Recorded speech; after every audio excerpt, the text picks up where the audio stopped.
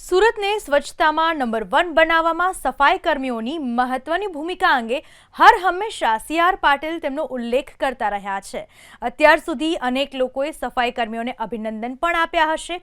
આ તમામની વચ્ચે કેન્દ્રીય મંત્રી સી.આર. પાટીલના નિવાસસ્થાનની આ તસવીર તમામ માટે દ્રષ્ટાંતરૂપ છે।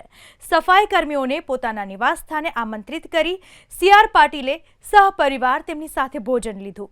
સી.આર. પાટીલના પરિવારના સભ્યોએ જ સફાઈ કર્મીઓ માટે પકવાન બનાવ્યા। એટલું જ નહીં, તેમના પત્ની અને પરિવારજનોએ સફાઈ કર્મીઓને ભોજન પીરસી તમામને પરિવારના મહેમાનની જેમ જમાડ્યા। જળશક્તિ મંત્રીના આ આતિથ્ય ભાવ અને સંભાવથી સફાઈ કર્મચારીઓમાં નવી ઉર્જા અને ઉત્સાહમાં વધારો થયો।